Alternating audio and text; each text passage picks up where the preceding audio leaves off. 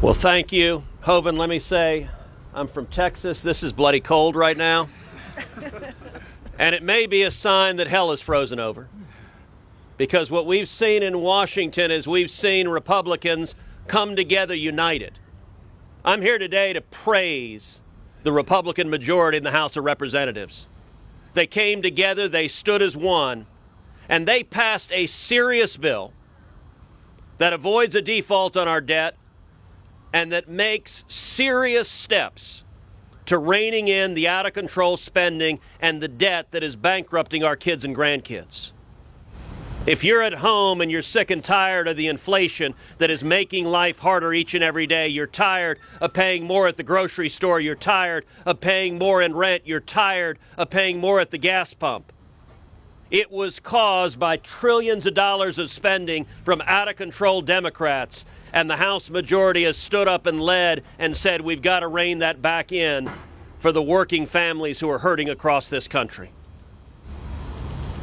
Senate Republicans are here today standing shoulder to shoulder united with House Republicans.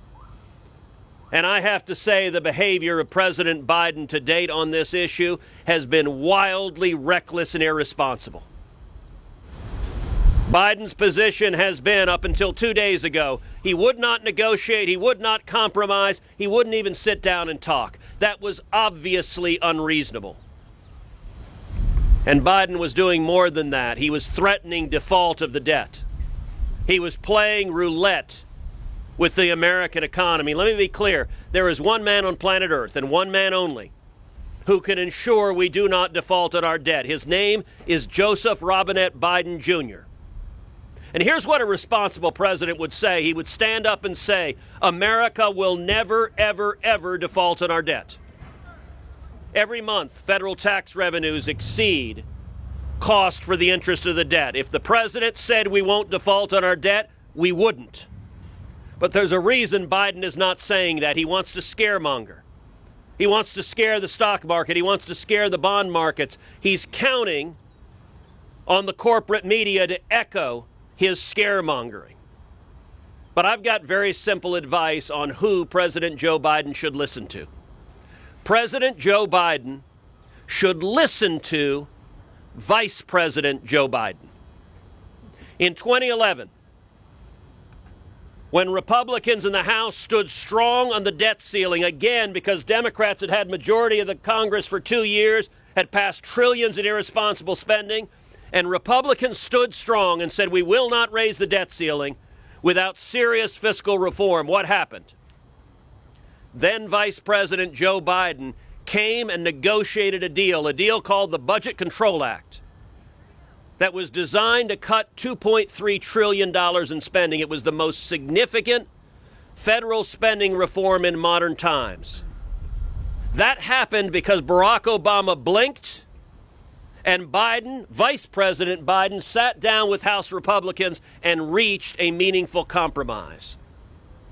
President Joe Biden needs to do the same thing, and I'll say, sadly, the reason he hasn't so far, I believe, is because his mental faculties are too diminished right now to do what he did in 2011, to sit down and actually work together on a solution to the problems. And what we're left with is a bunch of young staffers in the White House, radical children, who are perfectly willing to risk a default on the debt because they have no appreciation of the chaos and misery and damage a default would do. We should not default on our debt.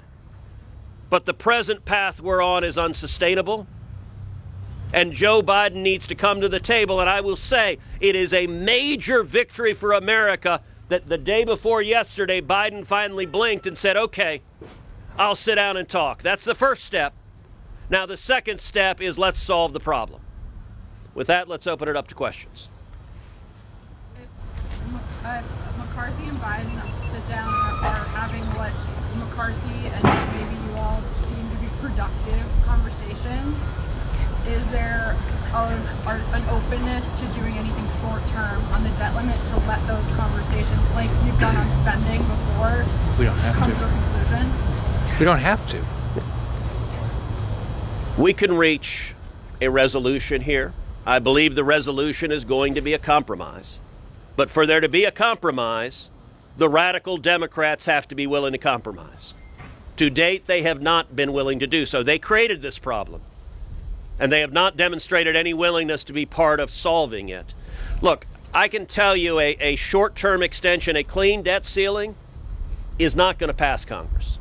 That is a solution that the White House has fevered dreams of, but it's not going to pass Congress, nor should it, because doing that would be disregarding our constituents at home who are hurting, who are facing the consequences of this uncontrolled spending. Can I just add